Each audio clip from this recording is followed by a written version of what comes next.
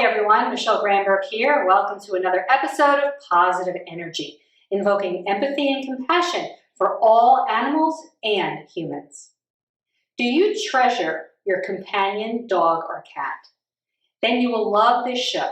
We'll be exploring the spiritual nature of beloved animals and how you can deepen your relationships through telepathy and touch. Stay where you are because Positive Energy starts right now. Positive Energy is welcoming Ann Cavallaro. Ann, welcome to Positive Energy. It's so great to have you here. You have authored 2 books. We're going to talk about those today as well as your story. Letters to Mochi, a memoir of a good dog, and what my dog told me about healthy eating, or Animal Communication Goes Vegan. I love those titles. Thank you, Michele, for having me. I'm delighted to be here. So, your beloved companion, Mochi, passed away, but we're going to talk about her and, your books that kind of came through her, who assisted you in writing your books. So tell us about Mochi and what made her so special, what made your relationship so special. She was a Basset Hound, yes? Yes, she was a Basset Hound, and actually, she wasn't really she was special because she wasn't special. She was just a regular dog. But she had the most, the sweetest personality, the sweetest disposition, and that really blended with my personality. So we had quite a bond together. But she was just very sweet, loved, was very aware of other people and their frailty, or babies and older people. She was just such had tremendous intuitive ability. She sounds like a special someone to me. I love her already. We know them well, right? Our beloveds. And so when you lost her, you went through pet loss, and pet loss is definitely a process. So tell me about your process or your experience or your journey with her loss. Well, she lived for 15 years. We were together for 15 years, and I knew that her passing was going to be difficult, but it was much more painful than I ever imagined. And so that took a while to get through the grief. And part of my letters to Mochi was trying to deal with the fact that I could still connect with her spiritually. And that was how things came about. But it took me 5 years really or so to get, not to get past the grief, but 5 years to get another animal. So that was what it was, and it was just a learning experience too. Yeah. One of the other things was that with humans pass, you kind of know what to do. You have a funeral or whatever. With my dog, it was like I didn't really know what to do. So I had cards made. One of the big things that helped me was memorializing her. I was just going to say that. And that was writing a book, getting a memorial stone outside. I have a little ceremony for myself every year, and that is very, very comforting. Yeah. So, yeah, I'm actually a certified pet loss bereavement specialist, and exactly that is what I usually will tell people in terms of pet loss. You're never prepared, of course, and sometimes we think it'll be exactly like any other kind of loss, and it's unique. It certainly has lots of similarities with losing a human loved one. I mean, absolutely. In some ways, loss is loss, but in other ways, every loss is unique, and the loss of a pet, a beloved companion animal, is also unique. And it's not as accepted by society in general. It's a bit of a disenfranchised loss because not everybody understands it the way that we do, who really, really love animals. So they may brush it off, or they may minimize it, and then that hurts all over again. When people might do that. But you're right, memorializing in the form of writing, in the form of photos, in the form of stones or rituals, or a special altar in the home or out in your yard or a garden. I have a memorial in the garden, and I make a calendar for her with her pictures every year, which is kind of interesting. And then I did start, another comforting thing was my own personal journal. And I have, I think, about 85 pages at this point. But I journal to her. I continue to write letters to her. And I find that very comforting and very interesting. I absolutely love that. So that really leads us into, the spiritual nature of animals, the spiritual nature of Mochi. And interesting, of course, though, even though you have a strong spiritual belief in maybe the afterlife or in Mochi's spirit, it doesn't necessarily cancel out or erase the hurt, the pain, and the loss and the grief, and the mourning anyway. But there's a certain level of comfort that certainly comes with that. So I believe, probably as you believe, that there's so much more to this journey, and that since animals are on this journey with us, it absolutely has to include them then, meaning that they're individual souls, perhaps, and in a collective sort of experience that is divine, or is that is more expansive than we give it credit to be? I look at it as, I believe in God, and I believe that God is love, and I believe that animals are made of love, especially dogs. We talk about unconditional love. So it makes sense that if someone is made of love, that they would go into the eternal love at the end of their life here on earth. So that's why I think that if they would definitely be with us in eternity, I have no doubt that I'm going to see Mochi in some capacity again at some time. Mm-hmm. So it makes perfect sense to me that love goes with love. I would say the opposite doesn't make sense then. The opposite does not. No, if all is love, there's no absence of love. Absolutely. It just makes sense that they would go into eternity. Yeah. And I do believe that there is an eternity after here, another world, and that they will be in that. They're there now. And or another terminology that people like to use today when they're crossing the rainbow bridge that we talk of as pets. But I think even not pets, but farm animals also are going to be there for us in eternity. Yeah, because from the soul's perspective, this is just our form. I mean, this is just skin and bodies. This is a costume. And if underneath there, the essence of all of that is some spiritual essence that is infinite, that's eternal, that continues, there's really no such thing in the eyes of the soul as a cow. Different from a horse, different from a human, different from a dog, from that higher perspective. And that we all have an identity, and I believe our animals have that identity too, that we're taking with us wherever we go. Yes, we continue. We're recognizable, even when we shed these. In some capacity, right. And so that really engages us in such a deep conversation about our animals and gives us even more reason why we love them, because maybe we're connecting on that spiritual level, with them, and each of them have a relationship to that same God, that universe, and a purpose all their own, outside of what we have deemed is their purpose. Because humans love to assign purpose to things and to animals. Exactly. I can't agree with you more on those.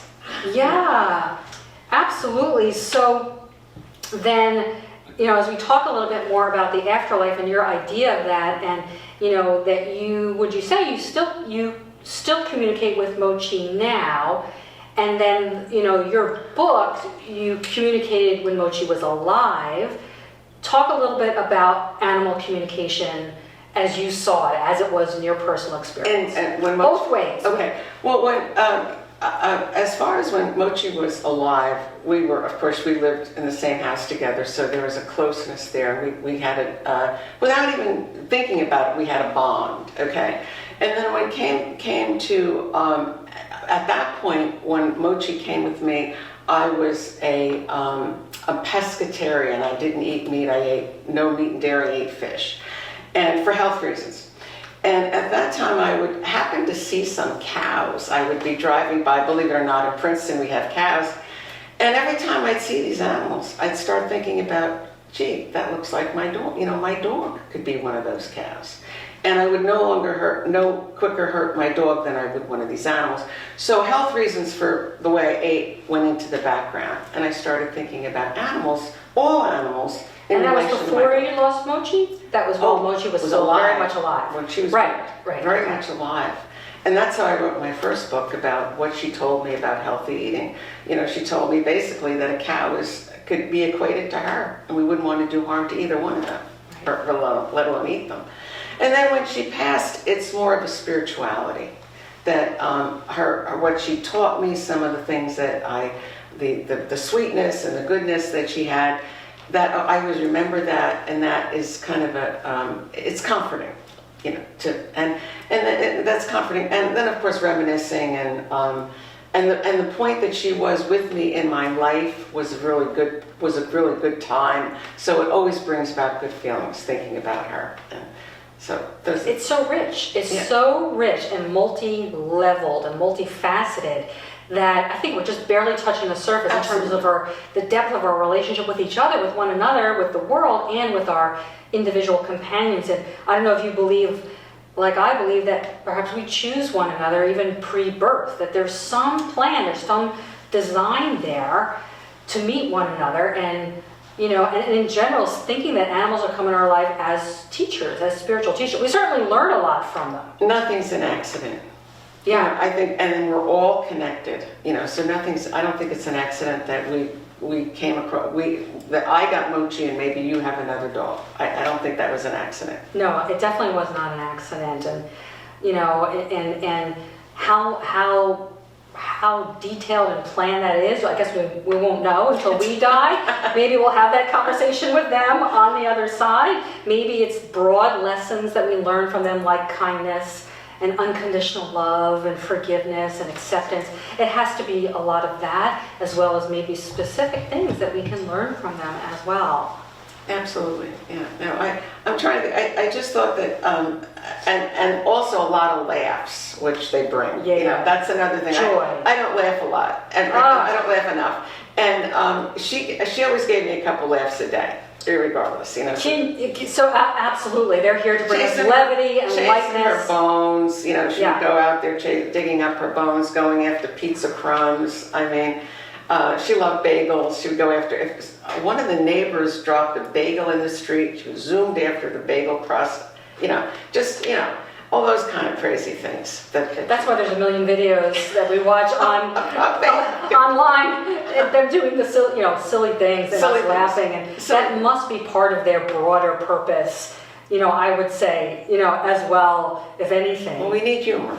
We need humor in our life. We're human beings. We need to laugh at things. And it's a sacred, I think humor is sacred. Absolutely. That comes right from the universe. It's part of being alive, being able to laugh. Yeah.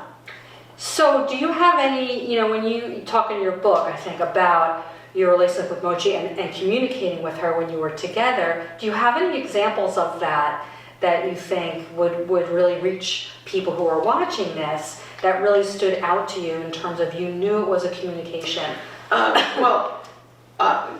There's formal and informal communication, like actually concentrating and trying to communicate with her, like at a distance or whatever.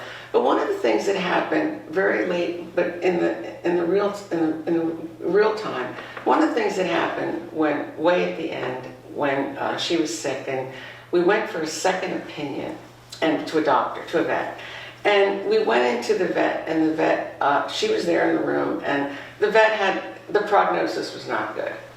And we came out, and she sat down by the car, and she just kind of, and she was processing it all. She had heard this. Mm-hmm. We had communicated, the doctor had communicated with her. And so she got all that process. And then, and I thought, boy, she really did understand. So I thought, gee, I'm sorry I took her in the vet's office all this time, that the vet and I should have had a conversation aside, not with her present. And then that was the kind of thing that it was always stood out in my mind, her expression. Yeah. Of and you knew by looking at her body language, you're saying to some degree, but it was more than the body language, like you knew, you sensed. Expression on her face, and you sensed her. Yeah, like empathy, right. Beyond empathy. You could literally almost feel her feelings. Yes, I could sense her, yes, the compassion, that you could feel her feelings, absolutely. The other time, a funnier time of when I was very new to communication, I was traveling, and I had my suitcase. I was packing my suitcase, and I brought it downstairs. And then we had all this crying and carrying on, and I realized that when she saw the suitcase, that must have confirmed that I was leaving. But I think before then, she knew that I was taking a trip because she could read my mind. And now I don't bother. I bring reading the suitcase down anytime, because with my present dog, I don't worry. I figure she's reading my mind. It doesn't matter. But at that point, it was really made an impression on me that when she saw that suitcase, she started crying. So I figured there was definitely communication there. There's absolutely something, obviously, because they don't communicate through language. Well, they do. They have a language of their own, but it's not this spoken sort of English language in that way. So, but they're still talking to us, you know, maybe through eye contact, but it's beyond that. Even if you have your eyes closed, you can feel them and you sense. I think it's more than. I talk to Mochi just like I'm talking to you. But I think I agree with the sense that it's not a scent that they're smelling, it's a sense. It goes beyond the hearing and the touching. It's a sense of in them. That's why they're animals.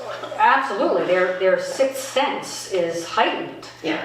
You know, and they have less blocks, I think, less filters. Less blocks because they don't have the barriers that we put up. Yeah, and they don't have any fixed ideas or negative or judgments, limiting judgments or beliefs that they don't have that. Yes. And it's also how they survive. It's also part of their survival mechanism as well. And so when we call it telepathy, which seems to be a word that people are like, ooh, what is that? Or that's woo, or whatever that is. But that's what we're saying. There is something to that mind reading that none of us really can hide our thoughts from anybody else. In some way, we're signaling, and it's just a matter of paying attention. Is that other person or is that animal paying attention to what you're signaling? Exactly. And there is, when you say telepathy, for you and I think would be more I can read your mind, and English language is going to come into my mind. But I think with the dog, I think it's not so much she's reading your words and what your language, but she's just reading your sense of how you're feeling, and are you feeling happy thoughts or sad thoughts? Yeah, so it's not exact words, it's not like images. Although dogs do understand a lot of words. I mean, yes, they do learn words. They do learn words. Like hundreds of words. Hundreds of words, yes, what I've read. But I think it's more of a sense of my mother died, and I came back from saying goodbye to her, and she just came very close to me, and it was very close to me that she knew that something had happened that was sad. Mm-hmm. So it's that kind of thing that maybe she didn't understand exactly, but she knew that there was a big sadness there. Right. So I think it's that kind of thing that it makes us realize that our emotions sort of hang in the air. Like they're out there. Our emotions are non-local. They're not. We think my emotion is here, but it's really it's a vibration or it's a frequency, and we're picking up on that to varying degrees. And I think about my dog Miles, who passed away a few years ago. Yeah, but there was absolutely. I had an appointment to take him to be euthanized, but 90 minutes early, and I've heard other people tell these kinds of stories. 90 minutes before we were set to leave. He must have known we were leaving. He chose to go on his own in the middle of the living room on his comfortable bed with my other dog and my husband, all of us just watching him. Like we were all, like he chose, I really believe he chose that moment rather than going to a cold vet's office, with strangers being handled and having that process.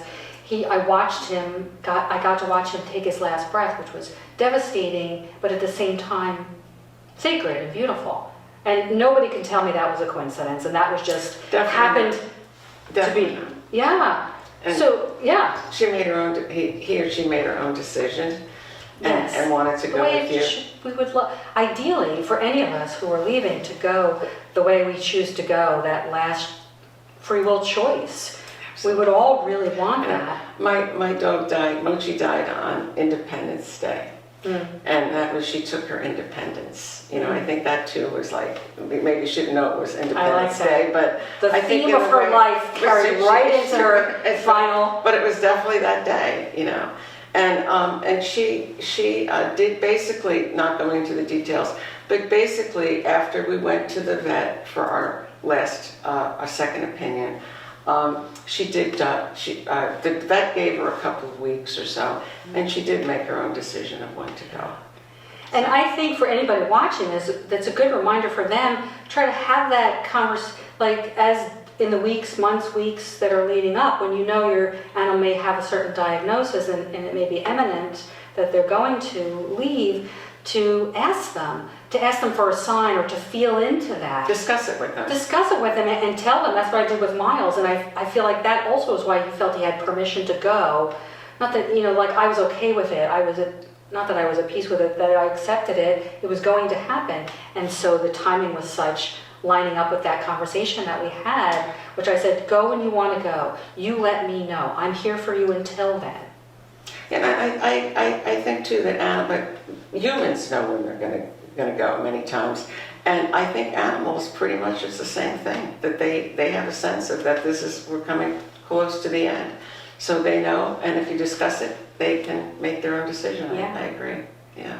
So part of what has us be able to almost be in the same field together, like with our beloveds, sharing this invisible and non-auditory communication between us, is some of it is just sharing time and space, sharing time over time, and sharing space and being under the same roof, is part of that bonding that I know you talk about, and also touch. So talk about the unique role of sharing space with an animal and what that brings to the relationship and touch. Well, I think sharing space with an animal is just like sharing space with your family. Yeah. After a while, you know when somebody's coming downstairs, you know what they're going to have for breakfast. And then in my house, it's a small house, so everybody's very close together anyway. And I think you just kind of unconsciously, you read that person's mind, or you know what that person's going to do, your husband or your kids, you know what they're going to do. And I think it's the same with the dog, that they know when you're coming down, or if you're not coming downstairs. Mochi used to get at the bottom of the stairs and start telling you it's time to come down. So I think that kind of is just part of the whole process. And as far as touching, that's something that humans do. We touch, we need touch, we need hugging and so on. And animals need that too. And I always think the fact that she lived to 15 was because she had such a close relationship with me that you touched her and patted her every day, Yeah. So I'm sure you did that with Oh my mine. God, it's such an accumulation. It feels like every minute we spend with them, we get closer and closer. Absolutely. Because there's really no walls between us. Like there are walls, and maybe there need to be some walls, appropriate walls and boundaries and things with other humans, outside of the home especially. But with our animals, it isn't that. We're close, we're touched, we're in each other's breath. We are. We're nose to nose. We get down on the floor with them. They sleep in my bed. I don't know if they sleep in your bed, but They not sleep in my bed. that's probably good. Hounds are a little bit, they like their independence, they like their distance. We would lay on the couch together. She would sometimes snuggle her nose in my elbow, but she slept in her own bed. Mm. Yeah.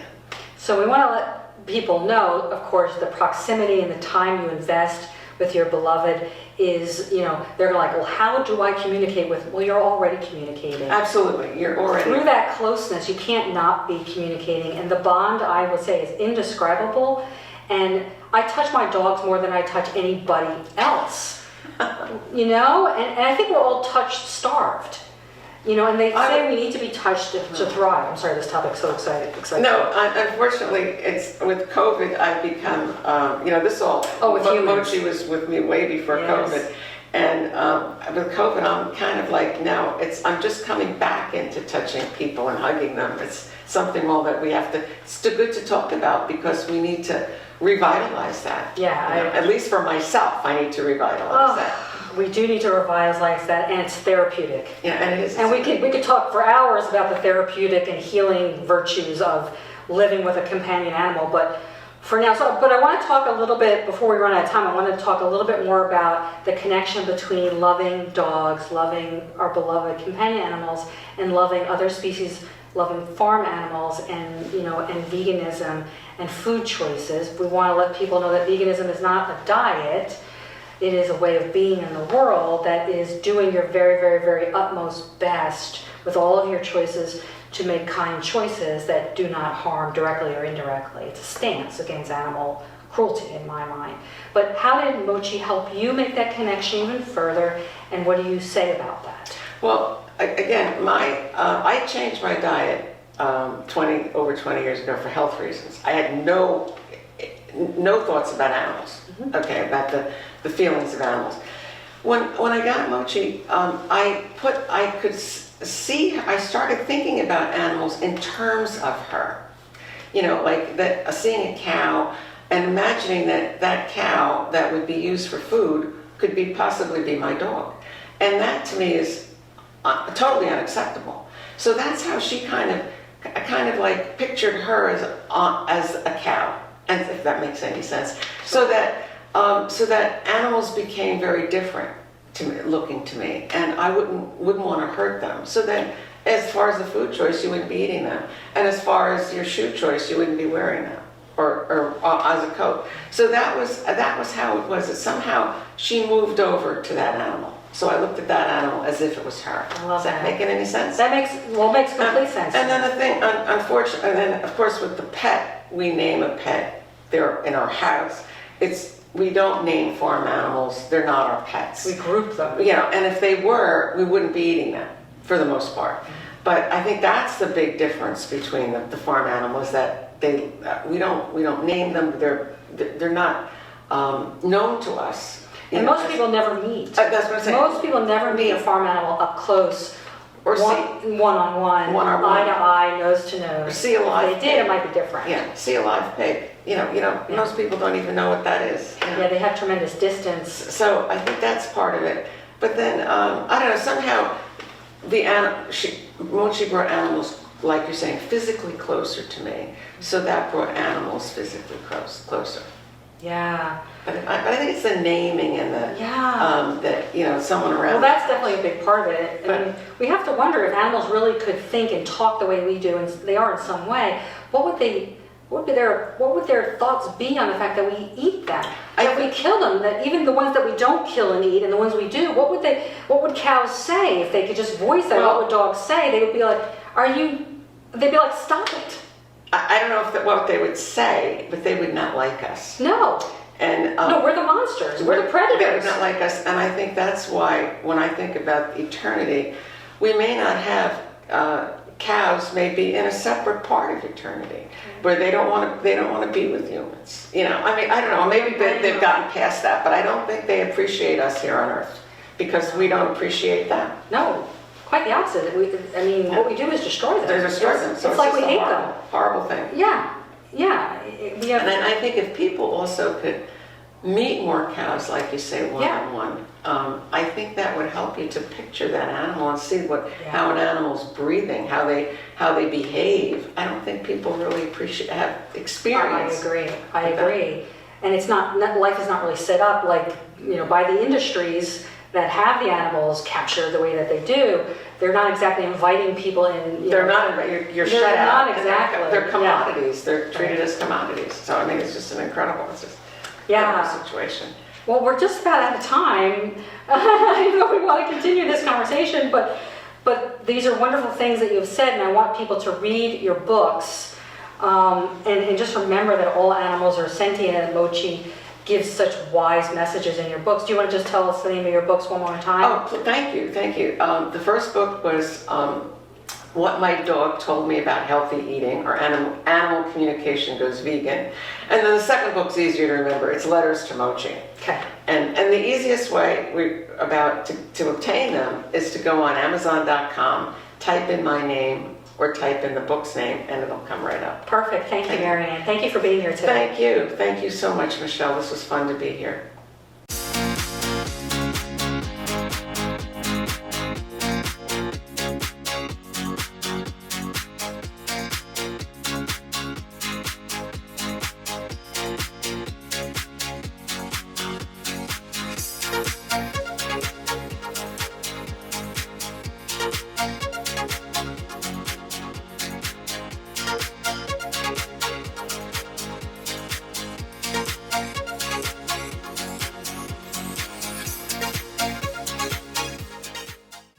We're wrapping up another enlightening show.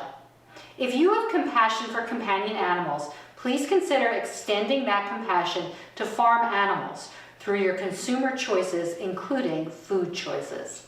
Thank you for watching. Follow Positive Energy on YouTube. Check out michellegranberg.com. Join me next time.